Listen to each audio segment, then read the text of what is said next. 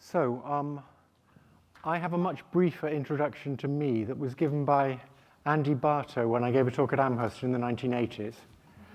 Andy's a friend of mine, and he said, today our speaker is Geoff Hinton.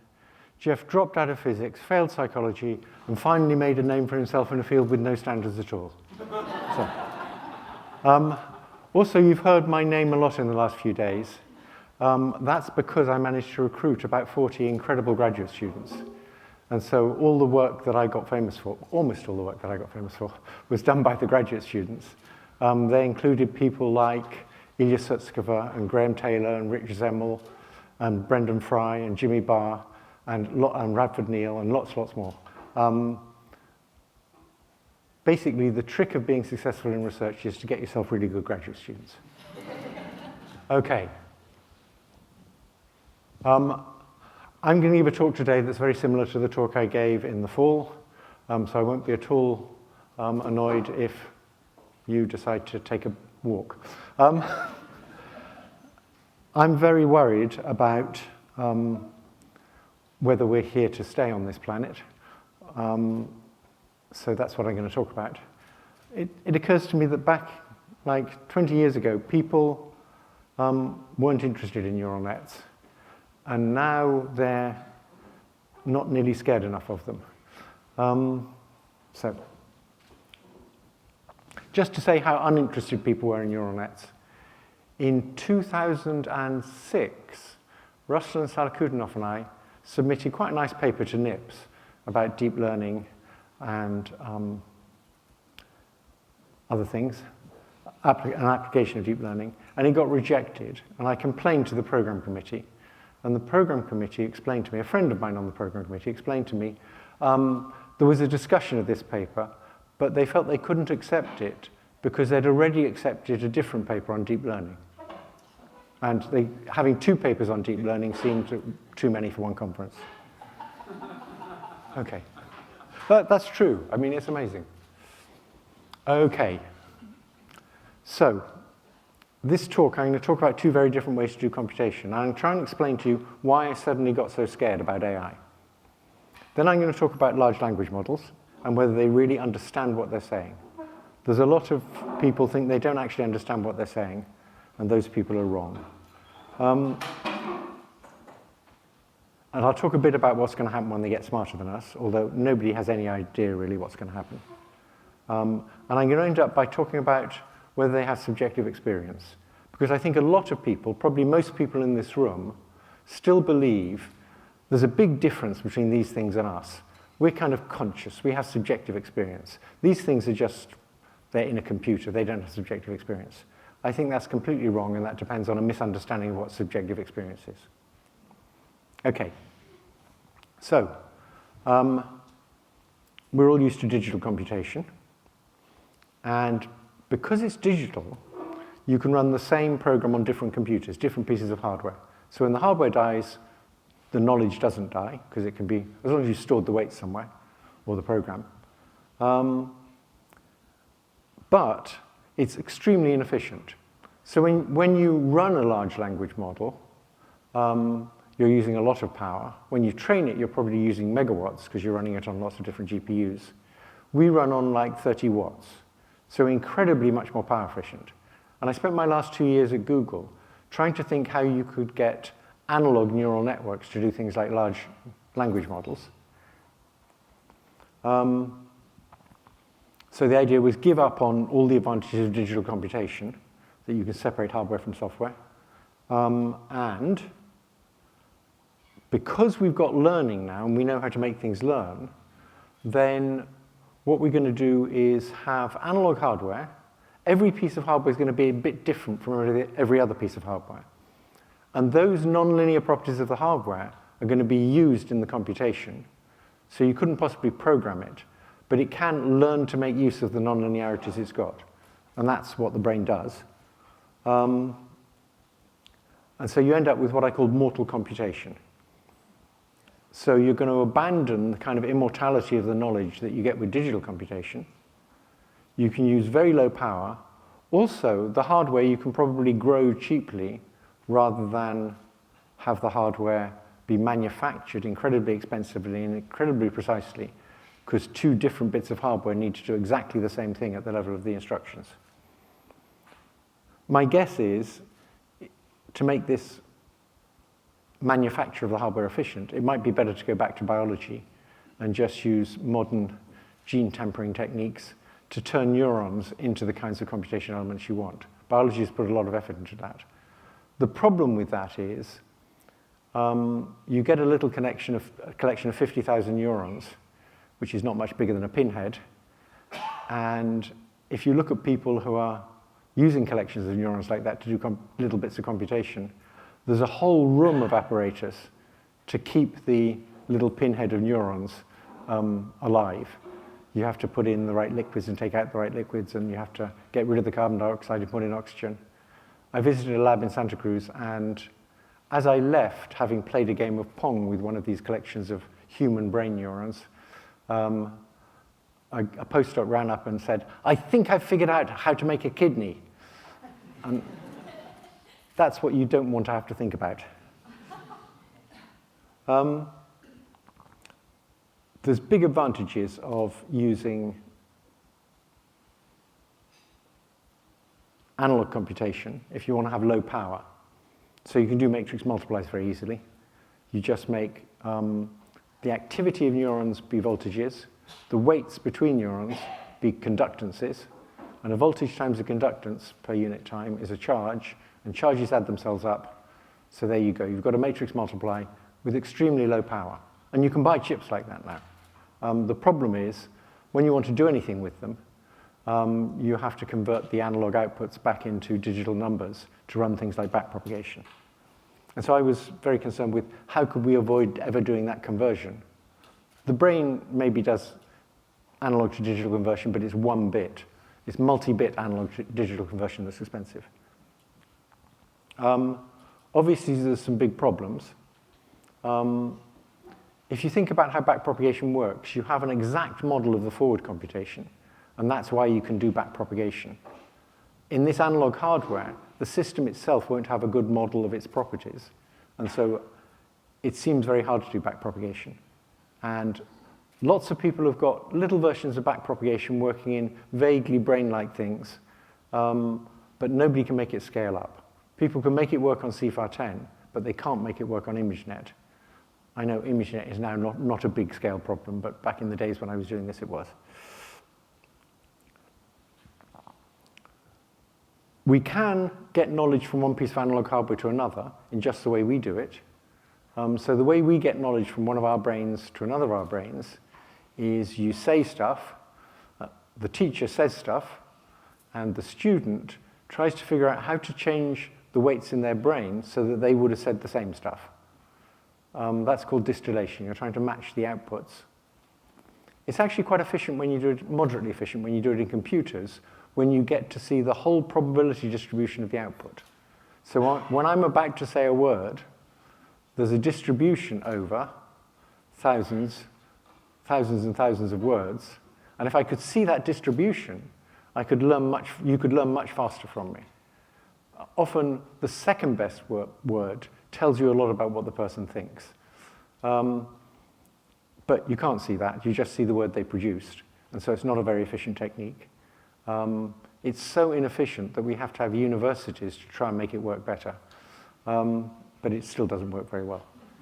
Compared with what these digital things can do, which is, if you have many incidentally, the distillation was introduced in order to get knowledge from one digital system to a digital neural net that had different architecture. A smaller one, for example, that would run on a cell phone. But it's not very efficient. The really efficient way to transfer knowledge is to have two different copies of the same model, and each copy goes and gets different experience, and then the two copies share the gradient updates. They could go for a little bit and then average the weights. The point about that is if you've got 1 trillion weights, you're sharing 1 trillion numbers. So it's an incredible bandwidth of sharing. And that's why the big chatbots, I'd probably say that somewhere, yes, That's why the big chatbots have hugely more knowledge than any person. It's not that one copy saw thousands of times more data than a person, although maybe it did. It's that they can share the knowledge between many copies running on different hardware. And I've talked about distillation.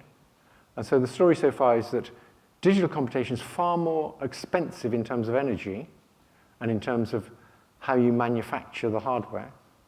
But you can have many copies of the same model running on different hardware, and they can share what they learn. And that way, you can learn a whole lot more. So roughly speaking, we have 100 trillion connections. GPT-4 probably has a few trillion connections, and yet it knows thousands of times more than us. So it's of the order of 100,000 times better at compressing knowledge into connection strengths, which also suggests that maybe backpropagation is a better algorithm than what we've got. And a reason for believing that is we're optimized for something completely different. So we're optimized for getting very little experience and having a huge number of connections and doing the best you can with very little experience and this huge number of connections. We live for about 2 times 10 to the 9 seconds, but you don't learn much after the first 1 times 10 to the 9 seconds, so let's call it 10 to the 9. And we've got about 10 to the 14 connections. So we have 100,000 connections for every second we live. That's very different ratio from what statisticians are used to. I remember talking to a very good statistician called Stu Gehman in the 80s, who explained to me that, what we were doing was really fitting statistical models. That's what these neural nets were. And when they did statistical modeling, if you had 100-dimensional data, that was considered extremely high data. And no one in their right mind would try to fit 1 million parameters. Well, we're in a different regime. So I'm going to talk a bit about large language models now, and whether they really understand what they're saying. So one of the arguments against them is they're just glorified autocomplete. Most of the people in this room, I think, don't believe that argument. The argument appeals to the idea that autocomplete will be done by storing things like trigrams. And so when you see fish and, you'll say there's a high probability of chips. And so when people say it's just glorified autocomplete, really they're appealing to a notion of how autocomplete probably works. And these things work completely differently from that.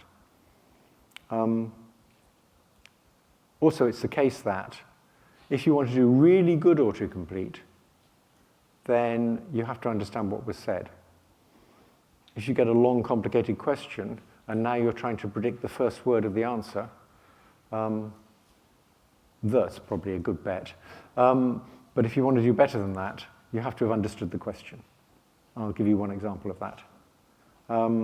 Suggested by Hector Levesque. The type's a bit small, but there we go. So Hector Levesque is a symbolic AI guy, and always will be. But he's very honest, and he was honestly puzzled about how come these neural nets could actually answer puzzles. So he made up a puzzle, and his puzzle was the rooms in my house are painted white, blue or white or yellow. What should I do if I want them all white? And you had to realize you needed to paint the blue and yellow ones. I made it more complicated by saying, and put a temporal aspect by saying yellow paint fades to white within a year. In 2 years' time, I want them all white. What should I do? And Hector was surprised that it could deal with that.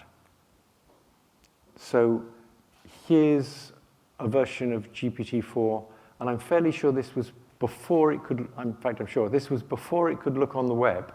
Obviously, a puzzle's no good if you use it once now, because it can go look on the web. But it just gave, a student would have got an A for that answer.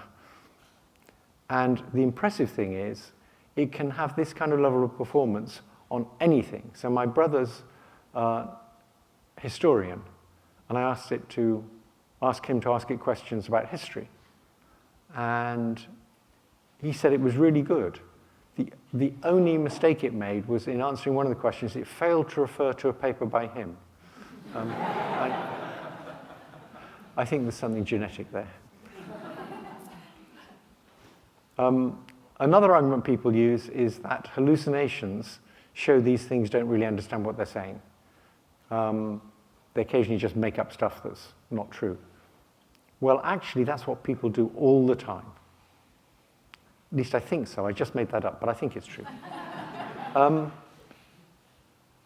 There's a lovely example of that, which is a scientist called Ulrich Neisser, a psychologist, looked at the memory of John Dean, who testified at the Watergate trials. And it's very rare for someone to spend a long time talking about events that happened a few years ago, and for you to have the ground truth. But he was talking about meetings in the Oval Office, and he didn't know they were all recorded. And so afterwards, you could see what was actually said and what he reported. And what he reported was garbage. It was, there were meetings that didn't exist. It was a different bunch of people. And when he attributed things to people, it was different people said something a bit like that. When he attributed things to himself, he didn't actually say that. He said something vaguely similar in a different meeting. But it was clear he was trying to tell the truth. He was doing the best he could, and actually what he said conveyed what was going on in the White House very well, even though all the details were wrong. And you won't believe that about your own memories, but your own memories are actually like that.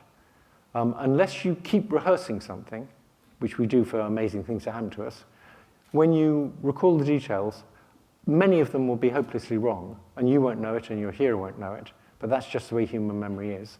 And it's because when you remember something, you don't get it out of some file storage somewhere. You just make up something that sounds plausible given the context. And of course, if it's something you know a lot about, the thing you made up that sounds plausible is probably true. If it's something you don't know much about or something that happened long ago, you make up something that seems plausible to you given the connection strengths you have in your brain. And a lot of it will be plausible but false. There is no line in human memory between making stuff up and remembering stuff. Remembering stuff is just making stuff up that works. Okay, I said a lot. Many other people say, okay, so maybe they do understand a bit, but they work completely differently from us. Now, in order to say that, you'd have to know how we work, okay? Of course, symbolic AI people have a view of how we work, and they certainly believe that these things work completely differently from us. But if you ask where these large language models came from, back in 1985, I made a little language model. You just make the first L lowercase. It had like 112 training cases, and it had a neural net with several thousand weights. It was the first model that was trained to get representations for the meanings of words by trying to predict the next word in a sequence. And it worked. It didn't work that well. Later on, we gave it a big training set of like nearly 1,000 training cases, and then it worked much better. But the aim of this model was to understand how humans represent things. And there were two sort of main theories of what meaning is. So one theory, coming from psychology, was the meaning of a word is a big vector of semantic and syntactic features. And that theory is very good at explaining what's similar about two different words. Obviously, the word Tuesday and the word Wednesday have very similar features. And if you've learned any sentence that involves the word Tuesday, and you represent the words in terms of vectors, then you'll make very similar predictions if you have a similar sentence with the word Wednesday, and slightly less similar predictions if it has the word Saturday. So there's clearly a lot to that theory of meaning. It explains similarities of meanings. But there's a completely different theory of meaning that comes from de Saussure. It's the structuralist theory of meaning. And it says the meaning of a word is how it relates to other words. So in AI in the 70s, there was a big fight between these two theories of meaning. It wasn't really a fight. Minsky declared that you needed relational graphs to capture meaning, which was the structuralist theory, and everybody in AI just bought that and forgot about the features. The features were some old-fashioned thing from perceptrons. We didn't need those. We had relational graphs now. The point of the work I did in 1985 was to show that actually these two theories are not incompatible at all, as long as you adopt a generative approach to the relational graphs. That is, instead of thinking about the relational graphs being stored sort of statically as these relational graphs, you think about the relational graphs being generated by a system that's using features and interactions between features. So the point of the first little language model was to show that you could take knowledge expressed as sequences of symbols, and the knowledge was expressing a relational graph, and just given that form of the knowledge, you could learn vector representations for words, and those vector representations for words, via a hidden layer, could predict the vector representation for the next word. And so what you've done is taken the knowledge that was sort of static in these symbol strings, and instead of storing the symbol strings, you use the symbol strings to learn good features for words and to learn good interactions between features. And obviously, what is a good feature for a word? Well, it's something that allows you, via the interactions, to predict the features of the next word, and features of future words. So I got this to work. I'm not going to go into the details of it. And what was interesting was the reaction of the symbolic AI guys was, hey, you're just learning for the next symbol in the string. This is a really dumb way to do it. You're turning it into some big search in a continuous space. You ought to be just searching the discrete set of rules for manipulating symbols. And there was something called inductive logic programming that did just that. And they could produce results similar to what I was producing. And so they said, this is just a silly way to, neural nets are a silly way to solve this problem. And for a problem of the scale I was using, they probably were. But as things scaled up, it became very clear that that approach of converting symbol strings into features and their interactions, which still describes the language models now. The interactions are more sophisticated because they involve attention, but it's in the same class of models.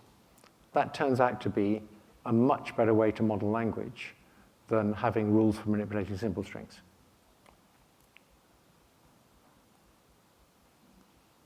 I just said all that.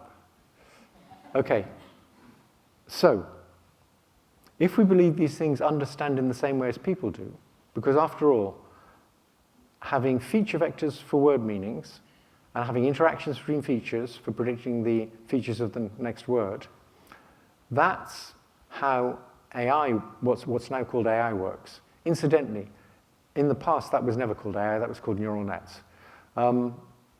But I tried to prevent them rebranding AI as neural nets, but I couldn't do it. So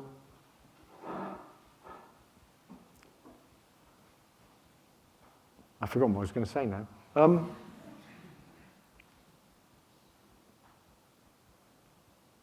Now that we've got these deep learning systems that are incredibly powerful and that understand in much the same way as people do, because our best model of how people understand is one of these computer models. That's the only reasonable model we've got of how people understand things. When people say, these models are different from us, ask them, well, okay, so how do we work and what's different about it?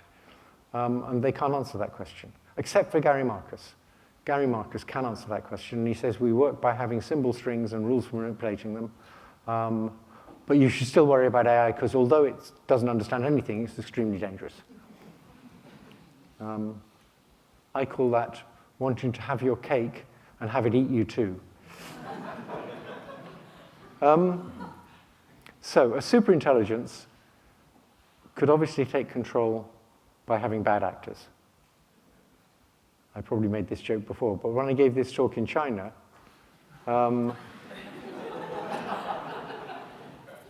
they asked to see the slides in advance. And so I removed the short name there, thinking that would make them happy. And they came back and said I had to remove Putin. That scared me a bit. So the basic problem is if you want to do anything, having more control is better. If you want to achieve stuff.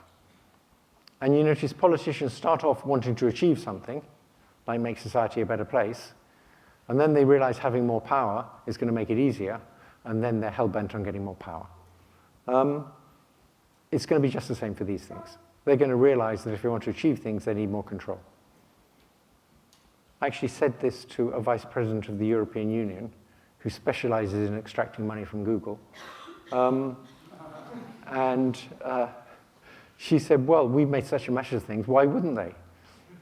So she took it as completely obvious they'd try and get more power.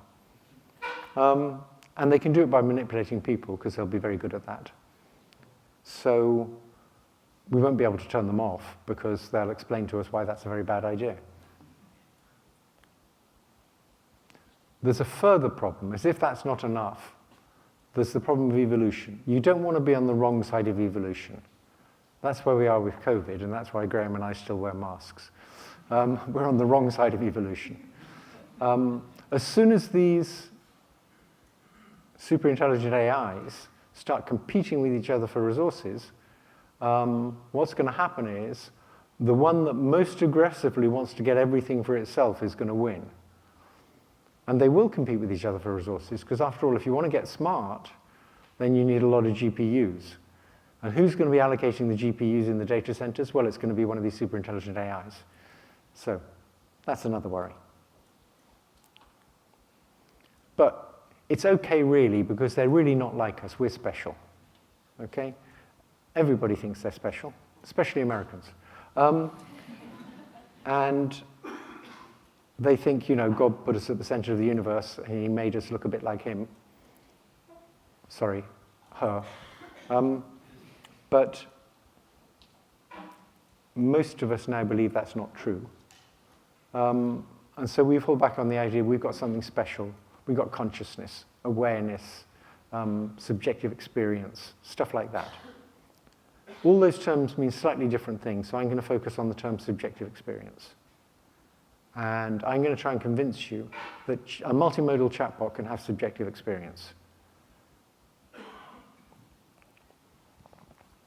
So, the idea is that most people have a completely wrong view of what the mind is. And they have this wrong view because they simply misunderstood how language for talking about mental states works. So almost everybody thinks that there's an inner theater, and I can see what's going on in my own inner theater, but other people can't see it. So when, for example, I say, I see little pink elephants floating in front of me, what's happening is there's this kind of inner world of some kind where there's these little pink elephants that I can see. That's one way of trying to understand how the language works, and it's wrong. The language doesn't actually work like that. What's happening when you use terms like subjective experience is you're trying to explain what your perceptual system is telling you by appealing to what the state of the real world would have to be in order for your perceptual system to be working right. So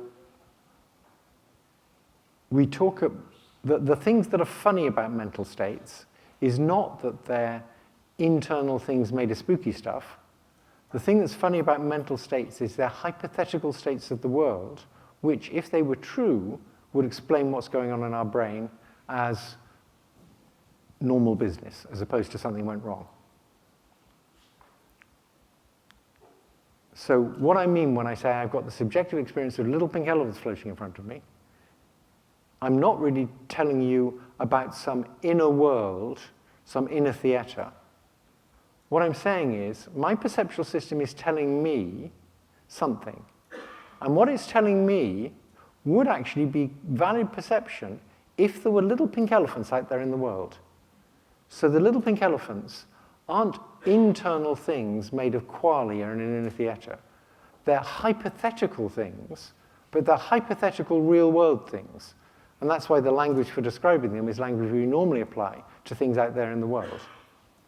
So what I'm really saying is, if it were the case that there were little pink elephants floating in front of me, then what my perceptual system is telling me now would be correct. And notice that didn't use the word experience. So when I say I have the subjective experience of little pink elephants floating in front of me, that's just shorthand for what I just said. And I have minus 5 seconds left, so I'll be quick. Imagine you have a multimodal chatbot with a robot arm, and it's been trained and it has a camera, and you put a prism in front of its lens.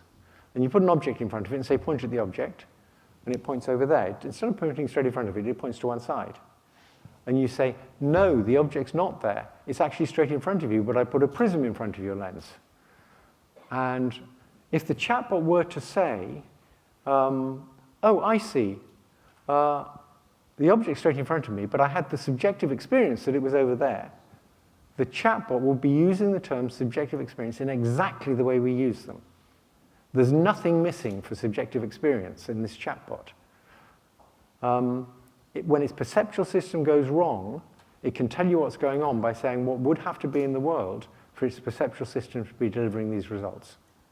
Now, there's some things you see that can't be handled like this, like the impossible triangle, where there's nothing in the world that could give you this percept.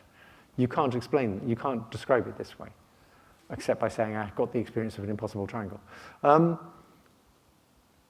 But basically, I think we all have a very primitive notion of what the mind is that's wrong, and once that notion goes away, we'll realize there's nothing distinguishing these things from us, except that they're digital, so they're immortal, and they're much smarter than us, or they will be soon.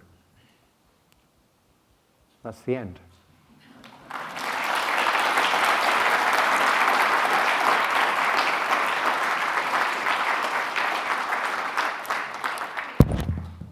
All right.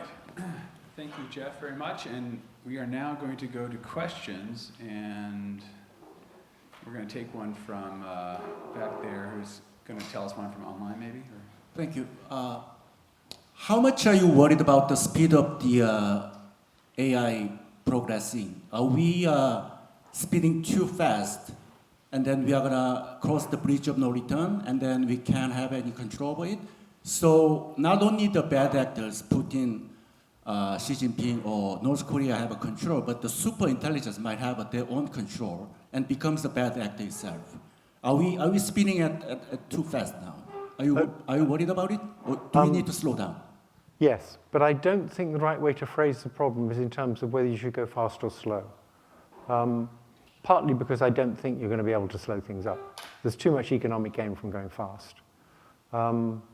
We've seen actually what happens if people try and slow things up in a situation that was slanted entirely in favor of safety, and profit still won. So that's my view of what happened at OpenAI.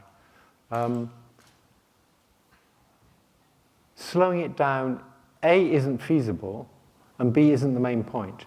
The main point is, it's possible we can figure out how to make these things benevolent. So we can deal with the existential threat that these things will take over. It's a different problem from figuring out how to stop bad people using them for bad things, which is more urgent. But it's possible we can figure it out. And so my view is we should put huge effort into trying to figure that out. And actually, Heather Eastman sort of now agrees with that, and we are going to put huge effort into trying to figure that out. It won't solve all the problems. In particular, it won't solve the problems of bad people doing bad things with it. I think if you want regulations, the most important regulation would be to not open source big models. So I think open sourcing big models is like being able to buy nuclear weapons at Radio Shack. Do you guys still remember what Radio Shack was? Maybe not. It's crazy to open source these big models because bad actors can then fine-tune them for all sorts of bad things. So in terms of regulations, I think that's probably the most important thing we can do right now. But I don't think we're going to solve it by slowing down. And that's why I didn't sign that petition that said we should slow down.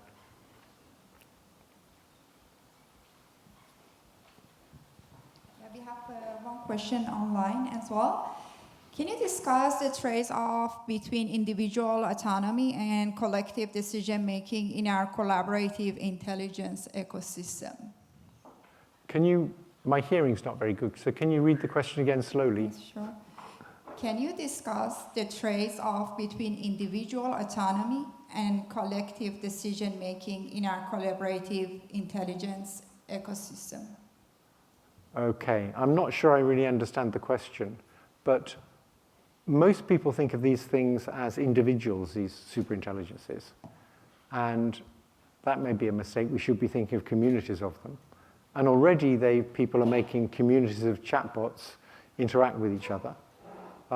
Obviously, a very sensible organization to have is have chatbots interacting with people. So in health, for example, you really want a very intelligent assistant and a doctor interacting.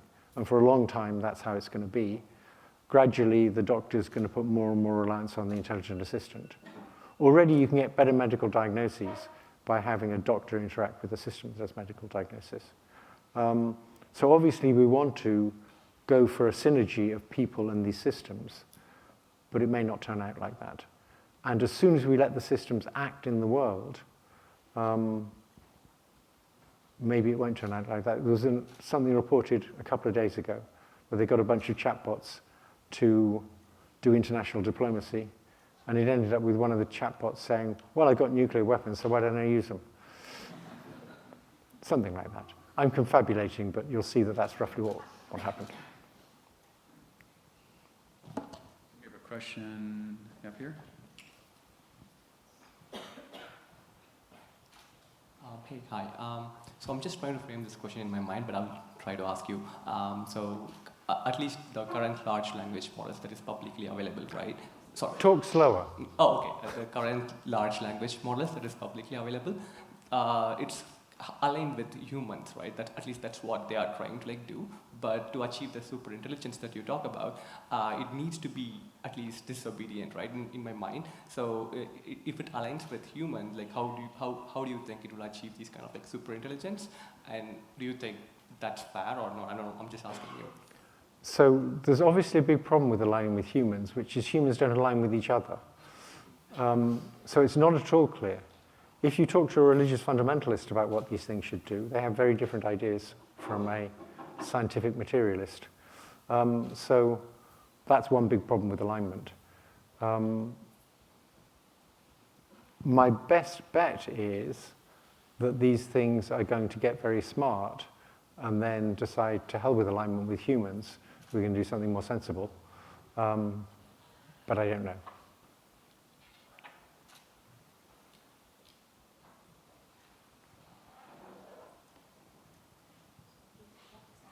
I have a question here.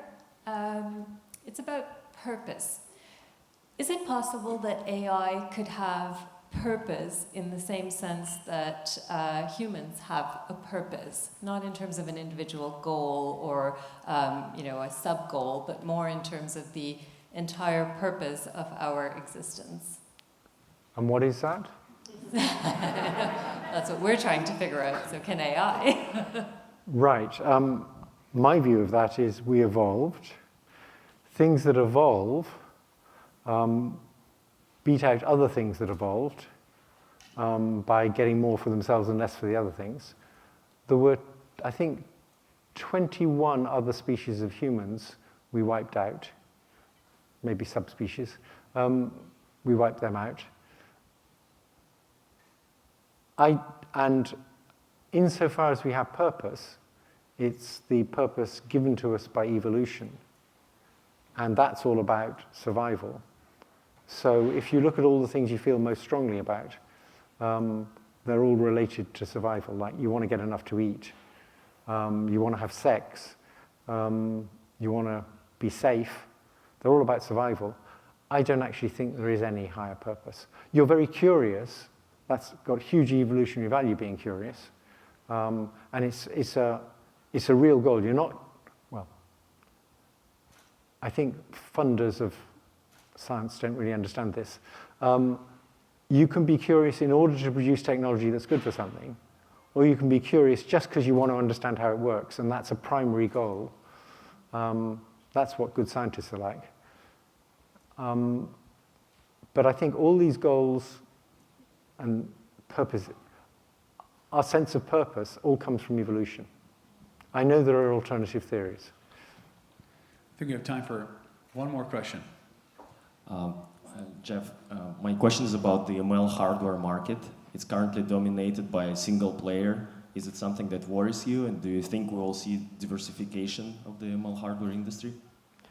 It doesn't worry me because for my daughter's 30th birthday present, I bought her a whole bunch of NVIDIA shares.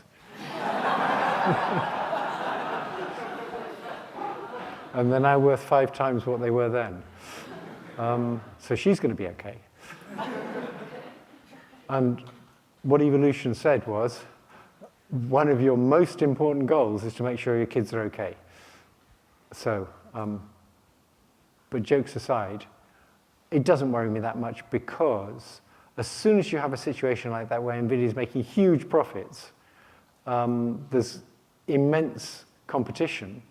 Now, it'll take a while before other people catch up, particularly with having competitors to CUDA for their software and so on. But it's a short-term thing. It's not going to last that long. And if you ban NVIDIA GPUs from going to China, they're just going to catch up more quickly. So I guess I haven't thought much about it. Every time NVIDIA goes up, I smile. Not as much as Sanya smiles, but... All right. Let's thank Dr. Geoffrey Hinton again.